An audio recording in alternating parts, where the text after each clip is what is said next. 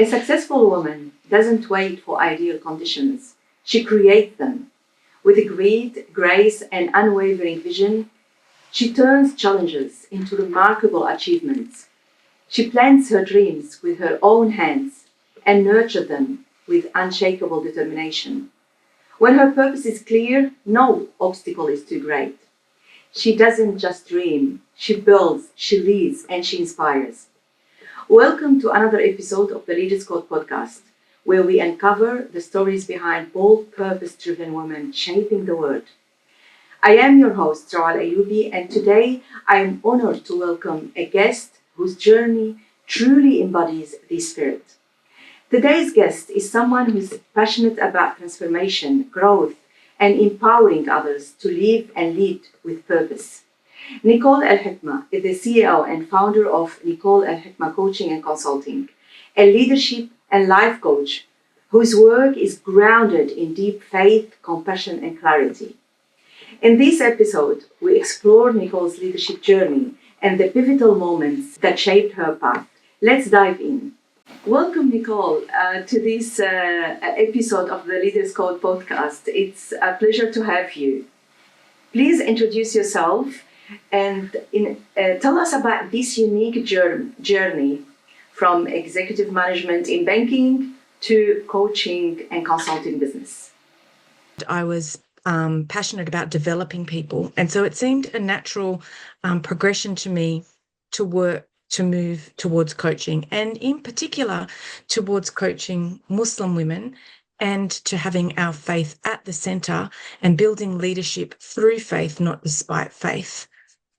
But what inspired you, Nicole, to do this shift from corporate into coaching, into launching your own business and coaching Muslim women and entrepreneurs? Yeah, it's a really good question. So, as I said, I'd been in banking for a long time, and I was lucky enough at some stage in my life that I saw an ad in the on the internet, and it was for the role that I did in the Commonwealth Bank, but it was for a new Islamic bank that was being developed. So I applied for the job and I got it, and that was wonderful because I for the first time in a really long time I felt there was an absolute passion and purpose behind the work that I was doing. So I wasn't just working in a bank. I was working in a bank with an absolute purpose to bring Islamic banking to the Australian population. So I really, really loved that. But at one stage, what happened was what we know is happening now in Gaza. And like a lot of people, I felt hopeless. As a senior leader, someone who's done really well in your career, you're kind of used to setting goals and just doing the stuff and getting it done. And this was something when I couldn't actually do anything. I was I was writing letters, I was marching, I was posting, I was doing all of this stuff. There wasn't anything that I could actually do. And it made me really think, why am I here? What is my purpose? Allah puts us exactly where we're supposed to be, and He's put me here. And so I thought, oh, okay, what I'm here for is for this bank. I am here. This is my purpose, is to bring Islamic banking to Australia. And so that really drove me. I thought this is something I can do, even while I can still continue doing the others, but, not do anything. And then what happened was, unfortunately, the bank was unable to get any funding. So that meant that it closed its doors and my role was made redundant. Now, I was at a crossroads then. I was like, what do I do? Do I go back to a banking job that I've been successful at, that I found unfulfilling, or do I do something else? Now, I loved the leadership part of my role. I loved developing people. I loved from being in the Islamic bank, I loved it, having that faith base as well. And so I made a decision then that I was going to leave my career behind, the career that I'd built for over 30 years, and I would move into coaching Muslim women in leadership and authenticity and in being themselves. So that was really, my inspiration.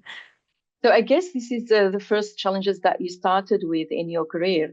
But how did you stay grounded in these moments of pressure and uncertainty while we are you are transitioned from this corporate world to into your own business? For me, having that purpose, like if you look at some people like Simon Sinek and his start with why, I felt like that was a really big thing. Like, what's your purpose? But for me, it was deeper than what's my why. It was a question of really what's my purpose behind the why. And for me, that was always to be pleasing Allah subhanahu wa ta'ala. So if that's my magnet at the end of the road, what's my why? What's driving me here? And so that was something that I really had to think about when times were hard. It would be very easy to say, this is too hard. I'm just going to go back into the path that I know, the path that is easy. But having that magnet that's drawing you forward as to that's my why, that's what I want to do, was something that I really go back to. And it sounds like it's very conceptual, but I think we'll talk through later how you can actually make it quite practical steps so that you can stay linked to that and keep moving in that direction, even when things, and especially when things get really tough. Wow, it's really extraordinary to have this purpose in front of you and keep motivating because of this powerful purpose. It's really amazing. But these big choices that you've made, how do you feel about these choices now? So there's been a lot of choices that I've made along the way that when I look back, I kind of think that they maybe were a little bit crazy, but they were actually quite thought out at the time. But they did involve maybe taking some risks, but taking some risks with that end result in mind and then sticking to that. So if I look at some things, like, for example, I was working in a very good job in Australia, and I decided to go and work in Dubai. And the job that I was offered in Dubai wasn't actually anything that I knew. It was completely different, a new area. But I decided that I would take a risk. Now, I could have fallen on my face there. It was a big step up, and it was a big step up, not just in seniority, but also in knowledge. Um, but I decided that I would take that risk, and alhamdulillah, it paid off. When I came back to Australia, I was working with Commonwealth Bank again, and they offered me again another role. And that role wasn't something that I actually knew, and it was quite a senior role. It was to do with AML, financial crime, and they wanted me to lead basically the whole bank's rebuilding of that area. And I didn't have any experience in that, but I again looked at what was my overall purpose. Did I have trust in myself as well to do the actions that I needed to do? And so I took um, those balanced risks, I guess, those risks that were a risk, but I knew that if there was a good payoff there, it would be good. And so I guess it was just being able to back myself. But looking back at those decisions now, I think that they were the right decisions, because I think you come to a point in life when you can choose. And my clients know I have this thing of, I think of life like a river, and you can choose to just get on one of those, float things and get your drink and float down the river, or you can choose to be in a canoe and you can choose to be, rowing as where you want to take the boat. And I think I've always decided to take the oars and to try and steer my boat. And I think that, alhamdulillah, when you take a step in that direction and put your faith in Allah subhanahu wa ta'ala, He will always help you. It's a beautiful metaphor, Nicole. But let me take a moment and explore this thought as well. So, in this time of taking those risks, what kind of strengths you rely on in those moments? So, and I think that's a really good thing. You have to know what your strengths are. My strength has always been the ability to take knowledge and to simplify it. And that's both for myself. If there's a difficult concept, I always say that something's hard until you know it. Um, you know, um, and what I mean by that is someone introduces a concept to you and you're like, oh, what? I don't even understand. But if you read and you take the time and you engage people who do know, it can be something that's familiar to you.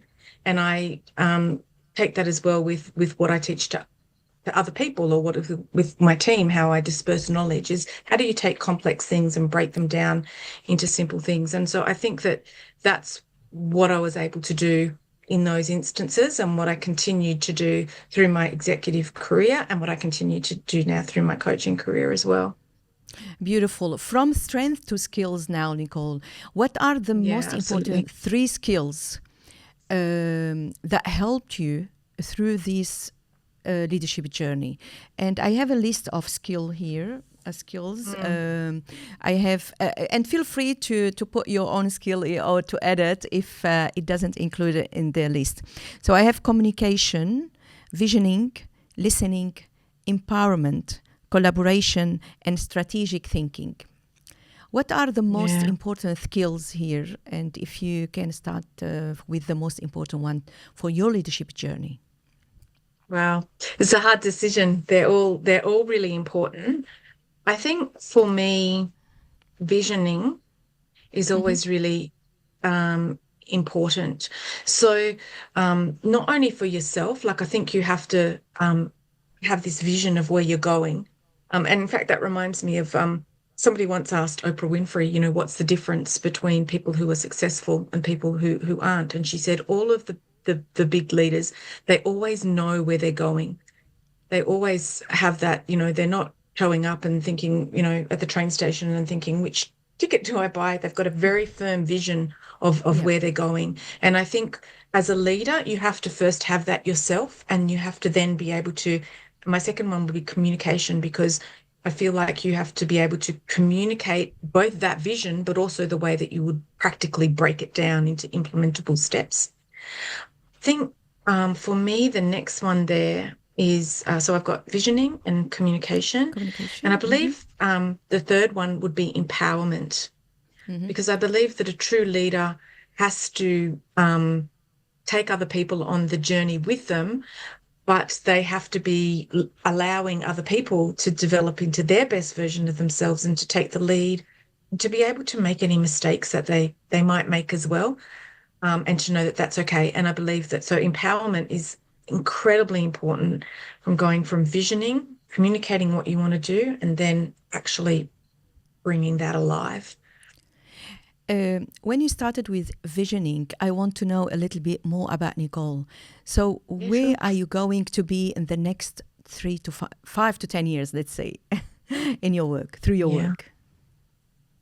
So I have this this incredible vision, and Allah subhanahu wa ta'ala help me to bring it to life. But what I see with my coaching is that I coach women who are already successful, because that's a mistake that some people make. They think that you need a coach if you're not successful, but in fact, if you are successful, you need a coach to help you to refine that and to take you up to the next level, because sometimes going from good to great is actually higher from going from not so good to good, So in 5 to 10 years, I want to be somebody who's known as empowering women, where if you speak to the women who I've coached, they can say, Nicole took me from being good to great. And further than that, what I want to be able to see is, some kind of that they are then having an impact on people. So I'm, trying to coach leaders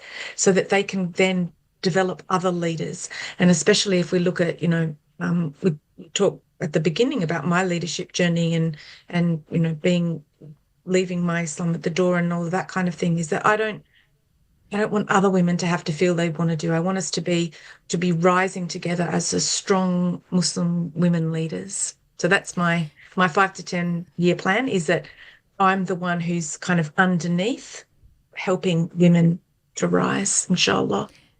But I can see the motivation into doing this, and you are passionate into doing this job of mentoring others, Nicole. But what are you looking for when you are mentoring future leaders? Desire. I think it's desire. It's that, and I've even seen this in. I remember once I hired somebody who was not experienced in what I hired them for. And afterwards, he said to me, his name was Muhammad, and he said to me, Nicole, why did you hire me when I didn't have this experience? And I said, because I could see from the roles that you'd done before that you were looking to be the best that you could be. And I was confident that you would bring that into this role as well. And alhamdulillah, he did. He really did. And so when I'm coaching, I'm looking for the same kind of thing. You don't have to necessarily have the skills, but you have to have the desire to attain the skills. Same with the knowledge. You don't have to have the knowledge, but do you want to know the knowledge? I kind of divide people into two things. There's people that I call knowers, and that's a Knower. And then when you try to teach these people, it's very difficult because they know everything already. And when you're trying to tell them, they're like, yeah, I know that. I know that. It's like, well, if you know that, why aren't you doing that?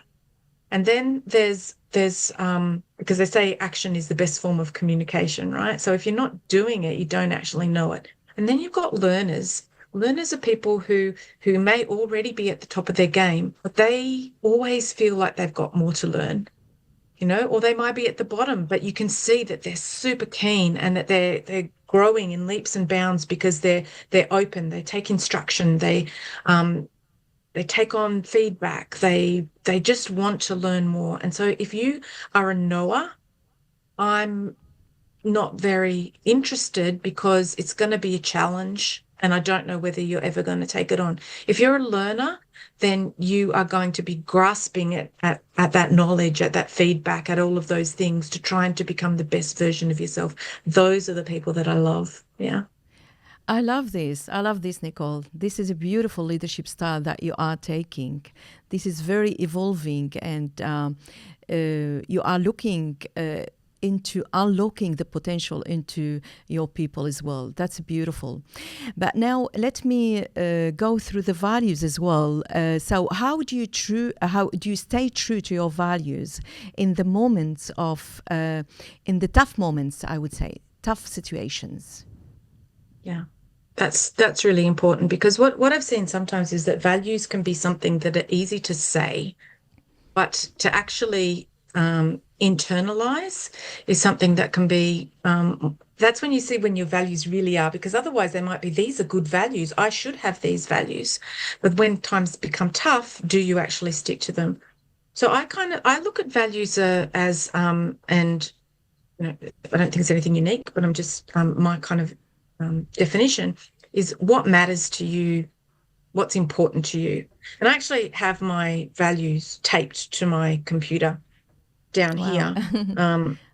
But okay, you are welcome to share them with us. Yes. Yeah, I'll just share them with you and I'll tell you, come back to your question as to how I use them. So the first thing I've got is my faith. My faith is really important. The second thing I have is my business. I have, and the third one I'm going to mention is adventure. So now I'll just go through those, if that's okay. Is that what you would? Of course, is it okay if I go through those? Yeah. So faith is at the center. I talked before about the niyyah that's driving me. Ultimately, I want to please Allah subhanahu wa ta'ala. So when things get into a hard place, first of all, I have tawakkul. It's like I have faith that whatever this tough bit I'm going through, that this is part of my journey. And there is good in everything for the believer. So this is good for me in some way, So I have faith in that no matter what I'm going through. And even when I feel at the bottom, I say, Ya Rab, alhamdulillah, I know there's good in this for me. And so just keep moving and you'll learn the lesson. Even if I don't know what the lesson is now, I'll keep moving. Business is because especially as a coach, I feel that a lot of women put their careers and money that they earn from it. I think the way we approach wealth as Muslims is not healthy. And so I think that as a coach, I need to be able to be comfortable with money and wealth and have that as something that, again, linking firstly to my faith. So how do I bring that wealth and that business and make it something that is driven in the right way? And so my business and wealth is there. The third one is in adventure. And adventure means a couple of things. Like I actually traveled the world for a few years by myself backpacking before I converted to Islam. And so there is that sense of adventure as well. I did some crazy kind of things that when I look back now, I think, oh, if my kids were doing that, I don't know if I'd be happy. But if I bring that into the world that I live now, it means pushing myself outside my comfort zone. If I go back to my analogy before of am I sitting on the blow up thing floating down the river, or am I actually steering the way that I want to go? Am I taking the risks, the thought out risks, not the negligent ones, but the thought out risks, but pushing myself outside of my comfort zone? So this is a really important thing for me because I feel like when I get to the end of the river, when it's, Judgment Day, and I'm asked, Allah asks me, did you do everything with what I gave you? And I don't want to be saying, oh, I would have liked to, but I was too scared. I want to say I gave it my all. I pushed where I was uncomfortable. I had uncomfortable conversations. I did things that, maybe were pushing it, but in a positive, intent. And so that adventure is something that I try to bring every single day and really overlies as well those other two that I've talked about. It's very unique values adventure. I think it's really connected as well with curiosity. It's beautiful. But now I want you to share with us as well 3 mindset from the list, I guess, that supported your leadership journey. I have a list here in front of me. It's about curiosity, resilience, openness, persistence, adaptability, and reflection. Please choose 3. The first one I'm going to choose is resilience. Mm-hmm. I remember once there was somebody that I was working with, and he didn't like me at all. He thought that religion was for the weak of mind, and he said that very frankly to me. But he also said to me, Nicole, no one could ever say that you are not resilient. And I don't know, when we were kids, we used to have those things, you blew them up and you punched them and they'd pop back up, punch them, pop back up. I don't know if you ever, I used to love playing with those things. And that's how I kind of think of myself. It's like you can push me down or I can fall down, but I'm going to get back up. And that's kind of the approach that I've always, and kind of what I was talking about before as well with, when you might be right down in that place and you don't know where you're going, but it's like, I have faith that this is part of my journey. So I think that resilience is absolutely there. The next one is related very strongly to that, and that's persistence. It's like if you want something, don't think that the first no that you get means that you're not going to be able to do that. And the third one I think is related to that as well. It's adaptability. So if you're trying to do something and it's not working, persistence doesn't necessarily mean that you keep going down the same road. Because if I'm trying to get to, from Perth to Melbourne and I go north, I'm probably not going to get there. It doesn't matter how persistent I am, I'm not going to get to Melbourne if I keep going north. So I have to be adaptable to be able to say, okay, I'm trying this, I'm not giving up, but I need to be able to think about what are different alternatives. And I think being adaptable in this world is really, really important, because if we stick to those same old ways, even if we are persistent and resilient and whatever, and we're not adaptable, we may never even be able to see where we need to go because we're so blinkered. But if we're adaptable, then inshallah we can think about new ways to achieve the things that we want to. So yeah, those would be my 3: resilience, persistence, and adaptability. That's beautiful. Let me move into another aspect of your journey, which is about strategy. And this list that I want to share with you as well. I found them during my doctoral research in business leadership. I conducted a survey with executives in big consulting firms, and I found a recurring pattern of they consistently using these 4 strategies.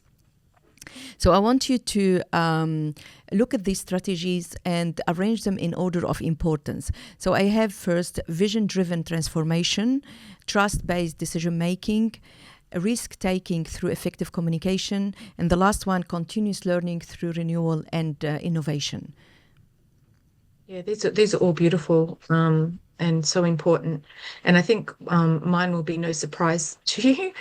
So I've got it at number one as vision-driven transformation. I just absolutely believe that having that vision and bringing everybody else along on that vision is critical, firstly, to getting it done, and secondly, to embedding it. The second one that I've got is continuous learning through renewal and innovation. And I think, again, Yep. through the discussion, that's probably Yes.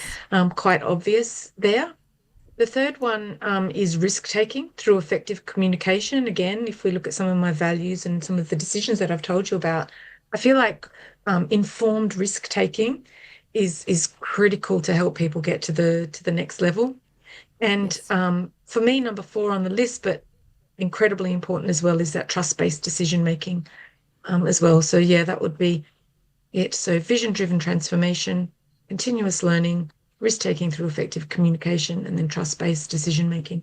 But can I ask you, before I go to the last question today, why did you put trust-based decision-making in the last as the last one? It was a difficult decision, but it's just, I think, because the top 3, vision, continuous learning, and risk-taking, I think are just, and I think maybe as we've been talking, those things I've mentioned in different ways, and the trust-based decision-making, I feel, is the natural result of those things. So it's almost like it can't be separated. But if I have to put them in an order, it would just be because for me personally, those other 3 are very explicit in the way that I look at my own leadership journey. Yeah, as you said, it's difficult decision to choose one of them, or how to put them in order. Yeah, it's beautiful. It's a beautiful to continue this conversation, Nicole, with you. But I have just one question to go. I want to know, what's your leader's code, the principle that you live and lead by no matter what? Yeah. So I think, first of all, it's to lead with your decisions on your character, how you act towards people, everything is that unwavering trust in Allah subhanahu wa ta'ala. And that can be very much internalized. It doesn't need to be something that you talk about to everybody else, but it's something that, am I meeting those requirements of who I want to be? So trust in Allah subhanahu wa ta'ala, leading on from that to act with integrity, serve with purpose of what you're doing, so communicating that vision, but having that purpose, but always aligning your success with sincerity, with the impact, a positive impact, inshallah, that you want to make, and with that end niyyah of what you want for your akhirah. So yeah, trust in Allah, acting with integrity, acting with purpose. Again, you blend trust with faith and with clarity of vision that you have in front of you. It's beautiful. I love these words of wisdom, Nicole. Thank you so much for sharing your story, unique story, and these words of wisdom with us today. Thank you, and it was a pleasure having you today. Thank you. It's been my absolute pleasure. What an inspiring conversation with Nicole. This journey is a beautiful reminder that true leadership begins from within, and that faith, purpose, and courage can lead us to create meaningful change in our lives and in the lives of others. If Nicole's words resonated with you, remember, take the first step. Stay open-minded and never underestimate your potential. Success, after all, isn't a single moment. It's a collection of small intentional steps, a harmony of strength, determination, and creativity woven together into something truly extraordinary. Thank you for joining us on the Leaders Code podcast. Don't forget to subscribe, share this episode with someone who needs to hear it, and leave us as a review. It really helps spread the message. Until next time, keep growing, keep leading, and never stop unlocking the leader within you.